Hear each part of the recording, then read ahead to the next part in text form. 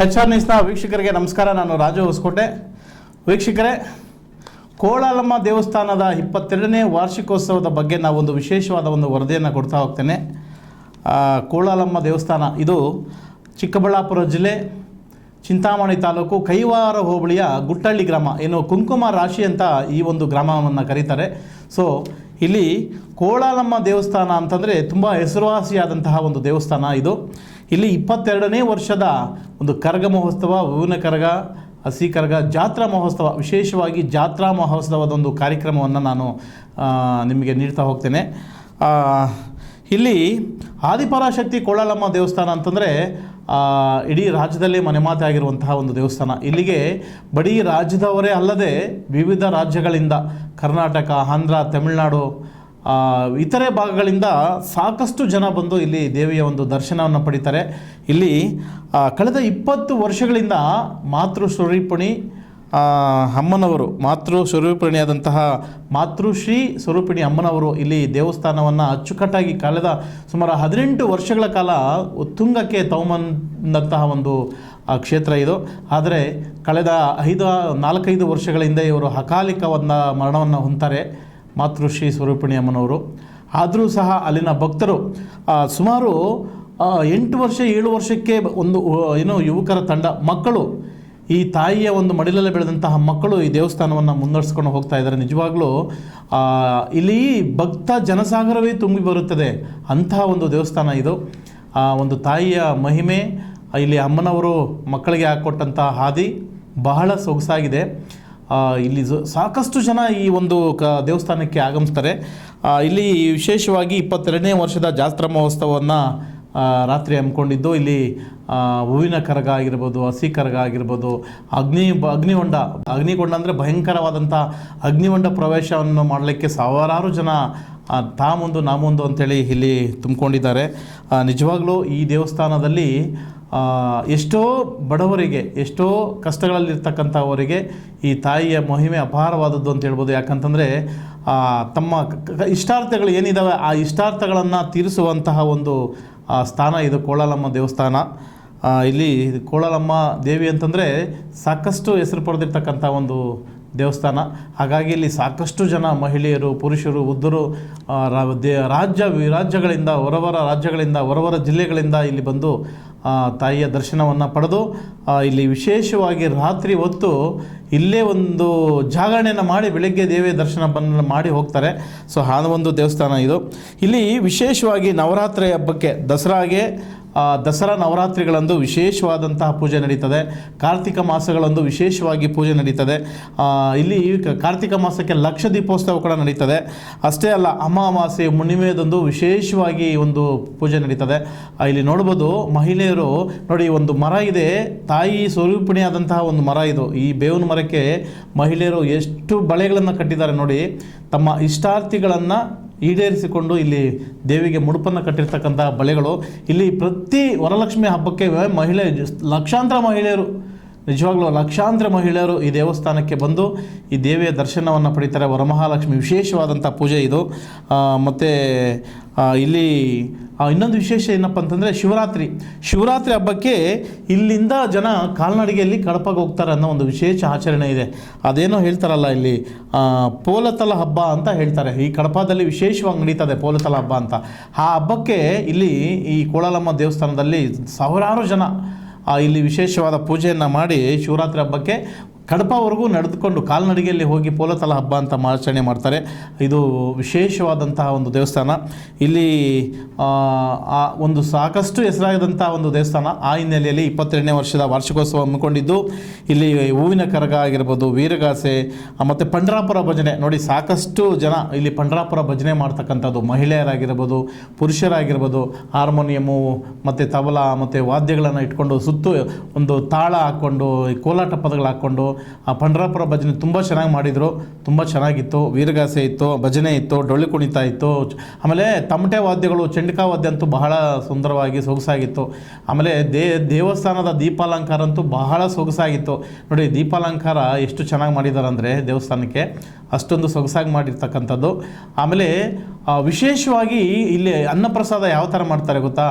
ಮದುವೆಗೆ ಊಟ ಕೊಡ್ತಾರೆ ನೋಡಿ.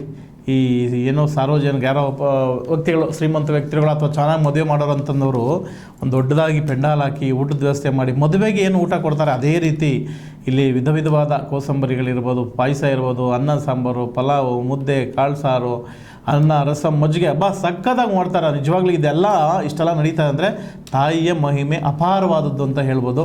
ಸೊ ಹಂಗಾಗಿ ಇಲ್ಲಿ ಯಾರೇ ಬಂದು ತಮ್ಮ ಇಷ್ಟಾರ್ಥಿಗಳನ್ನು ಬೇಡಿಕೊಂಡು ಹೋದರೆ ಅವರಿಗೆ ಒಳ್ಳೆಯದಾಗಿದೆ ಅಂತ ಇಲ್ಲಿ ಸಾಕಷ್ಟು ಜನ ಮಾತನಾಡಿದ್ದಾರೆ. ಈಗ ಇಲ್ಲೊಬ್ಬರು ಮಹಿಳೆ ಮಾತನಾಡಿದ್ದಾರೆ ನೋಡಿ. ಇವರು ಸುಮಾರು 15-20 ವರ್ಷ ಈ ದೇವಸ್ಥಾನಕ್ಕೆ ಏನೇ ಹಬ್ಬ ಇರಲಿ, ಪೂಜೆ ಇರಲಿ, ಕಾರ್ಯಕ್ರಮ ಇರಲಿ ಬರ್ತಾರೆ ಅಂತೆ.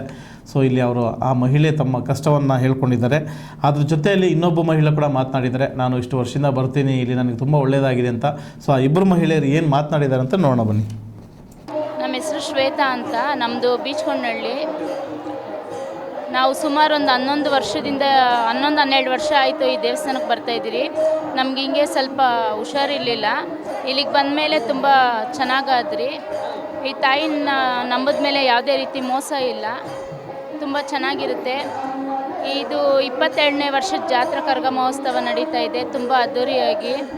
ಈ ತಾಯಿ ಒಂಥರ ಹೇಳ್ಬೇಕಂದ್ರೆ ಪವಾಡನೇ ಅಂತ, ಯಾವುದ್ರಲ್ಲೂ ಕಮ್ಮಿ ಇಲ್ಲ. ಯಾವುದೇ ಹೊರ ರಾಜ್ಯದಿಂದ ಆಗಿರ್ಬೋದು, ಪ್ರತಿಯೊಂದು ಸುತ್ತಮುತ್ತ ಹಳ್ಳಿ ಭಕ್ತಾದಿಗಳು ಬಂದ್ರೂ ಇಲ್ಲೇನೇ ಒಂದು ಕಷ್ಟ ಇದ್ದರೂ ಪರಿಹಾರ ಆಗುತ್ತೆ ಅಂತ ನಾನೊಂದು ಹೇಳ್ತೀನಿ, ನಂಬಿಕೆ ಇದೆ. ಒಂದು ನಮ್ಮ ತಾಯಿ ಅಂದರೆ ನಮ್ಮ ಶ್ರೀ ಮಾತೃಸ್ವರೂಪಿಣಿ ಗುರುಗಳು, ಅವರೊಂದು ನಂಬಿಕೆ, ಅವರೊಂದು ಪ್ರೀತಿ ವಿಶ್ವಾಸನೇ ಶ್ರೀ ಆದಿಶಕ್ತಿ ಕೊಳಲಮ್ಮ ದೇವಿ ಪವಾಡನೇ ಇಲ್ಲಿ ಇಷ್ಟು ಜನ ಸೇರೋದಕ್ಕೆ ಇವತ್ತು ಕಾರಣ. ಏನೇ ಒಂದಿದ್ರೂ ನಮ್ಮ ಗುರುಗಳ ಆಶೀರ್ವಾದನೇ. ನಮ್ಮ ಗುರುಗಳು ಅಂದರೆ ಮಾತೃಶ್ರೀ ಅಮ್ಮನವ್ರು ಅಂದರೆ ಒಂಥರ ಗೋಮಾತೆ ಥರ. ಅವ್ರನ್ನ ನಾನು ಯಾವತ್ತಿದ್ರೂ ಗೋಮಾತೆಗೆ ಹೋಲ್ಸೋಕ್ಕೆ ಇಷ್ಟಪಡ್ತೀನಿ. ಎಲ್ಲರಿಗೂ ಒಳ್ಳೆಯದಾಗಲಿ. ಪ್ರತಿಯೊಬ್ಬರೂ ಈ ಒಂದು ಸನ್ನಿಧಾನನ ನಂಬಿ ಮುಂದೆ ಹೆಜ್ಜೆ ಇಡ್ರಿ. ಯಾವುದೂ ಒಂದು ಮೋಸ ಇಲ್ಲ, ಪ್ರತಿಯೊಂದರಲ್ಲೂ ನಿಮಗೆ ಜಯ ಸಿಗುತ್ತೆ. ಇವತ್ತು ಶ್ರೀ ಆದಿಶಕ್ತಿ ಕೊಳಲಮ್ಮ ದೇವಿ ಜಾತ್ರಾ ಮಹೋತ್ಸವವಾಗಿ ನಾವು ಇಲ್ಲಿ ಜಾತ್ರೆಗೆ ಬಂದಿರೋದು. ಇಲ್ಲಿ 25 ವರ್ಷದಿಂದ ಇರ್ತಿದ್ದು. ನಾವು 15-16 ವರ್ಷದಿಂದ ಬರ್ತಾಯಿದ್ದೀವಿ. ತುಂಬ ಒಳ್ಳೆಯದಾಗ್ತಿದೆ. ನಮ್ದು ಇದೇ ಊರೇ. ತುಂಬ ಒಳ್ಳೆಯದಾಗ್ತಾಯಿದ್ದೀವಿ ನಮಗೆ. ತುಂಬ ಕಷ್ಟ ಇತ್ತು, ಇವಾಗ ತುಂಬ ಒಳ್ಳೆಯದಾಗ್ತಾಯಿದೆ. ಇನ್ನೇನಿಲ್ಲ. ತುಂಬ ಒಳ್ಳೆಯದಾಗಿದೆ. ಆರಾಮಾಗಿ ಬರ್ಬೋದು. ಅಮ್ಮನ ಮೇಲೆ ನಂಬಿಕೆ ಇಟ್ಟು ಬಂದರೆ ಎಲ್ಲರಿಗೂ ಒಳ್ಳೇದು ಮಾಡಿ ಕಾಪಾಡ್ತಾಳೆ ಅಮ್ಮ. ಕೇಳಿದ್ರಲ್ಲ ವೀಕ್ಷಕರೇ, ಮಹಿಳೆಯರು ತಮ್ಮ ಅನಿಸಿಕೆಗಳನ್ನು, ತಮ್ಮ ಕಷ್ಟ ನೋವುಗಳನ್ನು ಇಲ್ಲಿ ತೋಡ್ಕೊಂಡಿದ್ದಾರೆ. ಅದೇ ರೀತಿ ಇಲ್ಲಿ ಯುವಕರ ತಂಡ ಈ ದೇವಸ್ಥಾನದಲ್ಲಿ ಸುಮಾರು 10-15 ವರ್ಷಗಳಿಂದ ಸೇವೆ ಮಾಡ್ತಕ್ಕಂಥ ಪುಟ್ಟ ಹುಡುಗರು ಇವತ್ತು ಈ ದೇವಸ್ಥಾನದ ಉಸ್ತುವಾರಿಗಳನ್ನು ನೋಡಿಕೊಂಡು, ಇಲ್ಲಿ ಆಗುಹೋಗುಗಳನ್ನು ನೋಡಿಕೊಂಡು, ಇಲ್ಲಿ ದೇವಿಯ ಸೇವೆಯನ್ನು ಮಾಡ್ಕೊಂಡಿರ್ತಕ್ಕಂಥ ಯುವಕರ ತಂಡ ಮಾತನಾಡಿದ್ದಾರೆ. ನೋಡಿ, ಅವ್ರು ಹೇಳ್ತಾರೆ, ಸರ್ ನಾನು ಚಿಕ್ಕ ಹುಡುಗನಿಂದ ಇಲ್ಲೇ ಇದ್ದೆ, ಅಮ್ಮನವರ ಪಾದದಲ್ಲಿ ಇಲ್ಲೇ ಸೇವೆ ಮಾಡ್ಕೊಂಡಿದ್ದೆ, ನನಗೇನೂ ಇರಲಿಲ್ಲ, ನಾನು ಇಲ್ಲಿ ಬಂದ ಮೇಲೆ ನಾನು ಈ ಮಟ್ಟಕ್ಕೆ ಬೆಳೆದಿದ್ದೀನಿ ಅಂತ ಒಬ್ಬ ಹುಡುಗ ಮಾತನಾಡ್ತಾನೆ. ಸೊ ಅವ್ರು ಏನು ಮಾತನಾಡಿದ್ದಾರೆ ಅಂತ ಒಮ್ಮೆ ಕೇಳೋಣ ಬನ್ನಿ. ಸರ್, ನಮ್ಮ ಹೆಸರು ಮಧು ಅಂತ. ನಾವು ನಾನು 8 ವರ್ಷದ ಹುಡುಗನಿಗೆ ಇಲ್ಲಿ ಬಂದಿದ್ದು.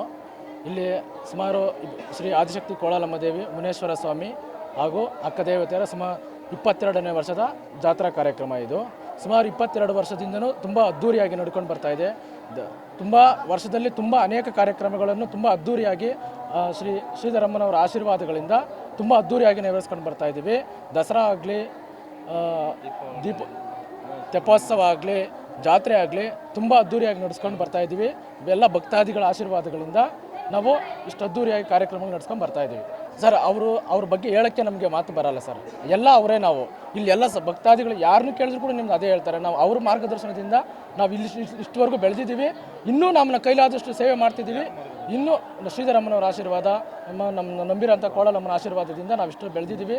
ನಮ್ಮ ಎಲ್ಲ ಭಕ್ತವೃಂದನೂ ಕೂಡ ಅವರು ನಂಬಿಕೊಂಡು ಅವ್ರ ಮಾರ್ಗದರ್ಶನದಿಗೆ ಪ್ರತಿದಿನ ನಡೆಯುತ್ತಾರೆ ಸರ್. ನಮ್ಮ ಹೆಸರು ಬೇರೇಗೌಡ ಅಂತ. ನಾವು ಸುಮಾರು ಒಂದು 20 ವರ್ಷದಿಂದ ನಾವು ಇಲ್ಲಿ ಬರ್ತಾಯಿದ್ದೀವಿ. ಮುಂಚೆಯಿಂದ ನಡೀತಾ ಇತ್ತು ದೇವಸ್ಥಾನ. ಆದರೆ ನಾವು ಇಲ್ಲಿಗೆ ಬಂದಮೇಲೆ ನಾವು ಮನೆಯಲ್ಲಿ ಒಂದು ಹೊತ್ತು ತಿನ್ನೋಕ್ಕೆ ಕೂಡ ಊಟಕ್ಕೆ ಇರಿಲ್ಲ. ಇಲ್ಲಿಗೆ ಬಂದಮೇಲೆ ಒಂದು 4 ಕಾಲಕ್ಕೂ ಕೂಡ ಅಷ್ಟು ಶಕ್ತಿ ಕೊಟ್ಟವಳೆ. ಈ ನಮಗೆ 2 ಮನೆ ಇದ್ದಂಗೆ. ಒಂದು ಮನೆ ಬಂದು ನಮ್ಮ ತಾಯಿ ಮನೆ, ಇನ್ನೊಂದು ನಮ್ದು 2ನೇ ತಾಯಿ ಅಂದರೆ ಇದೇ ಮನೆಯೇ. ನಾವು ಇಷ್ಟು ಜನ ನಮ್ಮ ತಾಯಿ ಒಂದು ತಾಯಿ ಮಕ್ಕಳಿದ್ದಂತೆ. ನಾವು ಏನೇ ಕಾರ್ಯಕ್ರಮ ನಡೀಲಿ, ಒಂದು ತಿಂಗಳಲ್ಲಿ ಅಮಾವಾಸ್ಯೆ ಆಗ್ಬೋದು, ಒಂದು ನವರಾತ್ರಿ ಆಗ್ಬೋದು, ಒಂದು ನವರಾತ್ರಿ ಆಗ್ಬೋದು, ಒಂದು ವರಲಕ್ಷ್ಮಿ ಆಗ್ಬೋದು, ಇಲ್ಲಿ ಏನೇ ಒಂದು ಪ್ರತಿಯೊಂದು ಫಂಕ್ಷನ್ ನಡೆದ್ರೂ ನಾವು ಇದೇ ಸಂಖ್ಯೆಯಲ್ಲಿ ಬಂದು ಭಾಗವಹಿಸಿ ಅಮ್ಮನವ್ರು ಮುಂಚೆ ಯಾವ ಥರ ನಡೀತಾ ಇದ್ರು ಅದೇ ಥರ ನಡ್ಸ್ಕೊಂಡು ಹೋಗ್ತಾ ಇದ್ರಿ. ಇನ್ನಷ್ಟು ಜನ ಸೇರ್ಬೇಕು ಅಂತ ನಮಗೂ ಆಸಕ್ತಿ ಐತೆ. ಸರ್, ನನ್ನ ಹೆಸರು ನಂದೀಶ್ ಅಂತ. ನಂದು ಊರು ಬಂದು ಬೆಂಗಳೂರು. ನಾನು 9 ವರ್ಷದಿಂದ ಇಲ್ಲಿ ಬರ್ತಾಯಿದ್ದೀನಿ. ನನಗೆ ಆ ತಾಯಿ ಒಂದು ದೊಡ್ಡ ಮಟ್ಟದಲ್ಲಿ ನನ್ನ ಬೆಳೆಸ್ಕೊಂಡು ಬಂದಿದ್ದಾರೆ.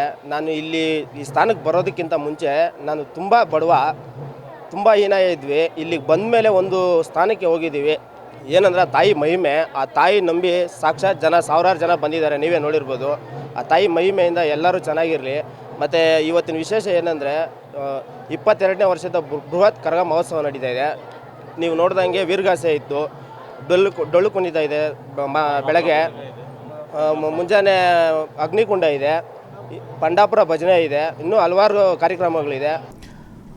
ಕೇಳಿದ್ರಲ್ಲ ವೀಕ್ಷಕರೇ, ಈ ದೇವಸ್ಥಾನದ ಮಹಿಮೆಯ ಬಗ್ಗೆ ಇಲ್ಲಿ ಬೆಳೆದಂತಹ ಒಬ್ಬ ಹುಡುಗ, ಒಬ್ಬ ಬಾಲಕ, ಇಲ್ಲಿ ನಾನು ಚಿಕ್ಕ ಮಗುವಾಗಿಂದ ಬಂದು ಏನೆಲ್ಲ ಮಾಡ್ಕೊಂಡು ಇವತ್ತು ಯಾವ ರೀತಿಯಲ್ಲಿ ಇದ್ದೀನಿ ಅಂತ ಕೂಡ ಹೇಳಿದ್ದಾನೆ. ಅದೇ ರೀತಿ ಸಾಕಷ್ಟು ಜನ ಮಾತನಾಡ್ತಾ ಈ ದೇವಸ್ಥಾನದ ಬಗ್ಗೆ ತುಂಬ ಅಭಿಪ್ರಾಯನ ವ್ಯಕ್ತಪಡಿಸಿದರೆ ಈ ದೇವಸ್ಥಾನ ಇನ್ನೂ ಹೆಚ್ಚಿನ ಮಟ್ಟಕ್ಕೆ ಬೆಳೀಲಿ, ಇಲ್ಲಿ ಭಕ್ತಾದಿಗಳು ಹೆಚ್ಚಾಗಿರಲಿ, ಭಕ್ತಾದಿಗಳು ಇಲ್ಲಿ ದೇವರು ಭಕ್ತಾದಿಗಳ ಒಂದು ಕಷ್ಟಗಳಿಗೆ ಸಿದ್ಧಿಯನ್ನು ಕೊಡಲಿ ಅಂತ ನಾವು ಕೇಳ್ಕೊಳ್ಳೋಣ. ಹಾಗೇ ಮುಂದಿನ ದಿನಗಳಲ್ಲಿ ಈಗ ಏನು ಲಕ್ಷಾಂತರ ಜನ, ಸಾವಿರಾರು ಜನ ಈ ದೇವಸ್ಥಾನಕ್ಕೆ ಬಂದು ಇಲ್ಲಿ ಜಾತ್ರಾ ಮಹೋತ್ಸವದಲ್ಲಿ ಪಾಲ್ಗೊಂಡಿದ್ದಾರೆ. ಮುಂದಿನ ವರ್ಷ ಇನ್ನೂ 5 ಪಟ್ಟು 10 ಪಟ್ಟು ಭಕ್ತರ ಸಂಖ್ಯೆ ಹೆಚ್ಚಾಗಲಿ. ದೇವಿ ಬಂದಿರತಕ್ಕಂಥವ್ರಿಗೆಲ್ಲರಿಗೂ ಆಶೀರ್ವಾದ ಮಾಡಿ ಒಳ್ಳೆಯ ಬೆಳೆ ಮಳೆ ಆಗಲಿ. ಸರ್ವೋ ಜನ ಸುಖಿನೋ ಭವಂತು ಅನ್ನುವ ಹಾಗೆ ಎಲ್ರಿಗೂ ಒಳ್ಳೆಯದಾಗಲಿ ಅಂತ ಹೇಳ್ತಾ ಮುಂದಿನ ಒಂದು ಸುದ್ದಿ ನೋಡೋಣ ವೀಕ್ಷಕರೇ.